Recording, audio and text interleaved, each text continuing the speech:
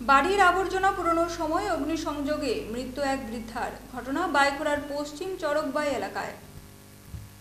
শুক্রবার রাত্রিবেলা বাইখোড়া থানাধীন পশ্চিম চরকবাই এলাকায় রেণুবালা কুড়ি নামে এক বৃদ্ধার মৃত্যু হয়। জানা যায়, এদিন বৃদ্ধা নিজ বাড়ির আবর্জনা পুড়িয়ে ফেলার উদ্দেশ্যে অগ্নিসংযোগ ঘটায়। সকল পরিত্যক্ত সামগ্রী পোড়ানোর সময় আচমকাই রেণুবালা কুড়ির শাড়িতে আগুন লেগে যায়।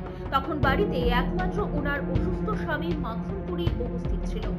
বাড়ির অন্যান্য লোকজনেরা অন্যত্র নিমন্ত্রণে চলে গেছে বলে জানা যায়, যার ফলে বাড়ির লোকজনের অনুপস্থিতিতে ফলে অসহায় বৃদ্ধাকে আগুন থেকে কেউ রক্ষা করতে পারেনি, যার কারণে অসহায় বৃদ্ধা আগুনে ঝলসে যায়। ঘটনার খবর পেয়ে পুলিশ ঘটনাস্থলে উপস্থিত হয়ে বৃদ্ধার মৃতদেহ ময়না তদন্তের জন্য বাইখোড়া প্রাথমিক স্বাস্থ্য কেন্দ্রে নিয়ে যায়।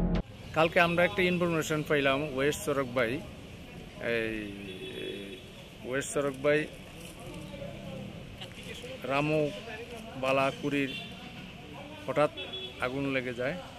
খবর পাওয়ার পর আমরা ঘটনাস্থলে যাই, জানতে পারি যে তাইনের হাজব্যান্ড 98-99 বয়স, তাইনেও অসুস্থ।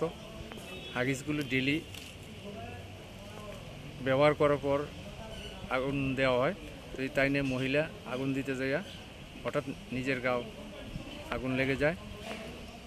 এরপরে এই দুর্ঘটনা হয়। পরবর্তী সময়ে আমরা হসপিটালে মর্গে লাশ নিয়ে আসি এবং পিএম করার পর পিএম আজকাল তাদের পরিবারের হাতে তুলে দেওয়া হয়। ওনার নাম রেণুবালা কুড়ি, 83 বয়স। হাজব্যান্ডের নাম মাখন কুড়ি, ওয়েস্ট চরকবাই। যখন অগ্নিসংযোগ ঘটে বাড়িতে কেউ ছিল না?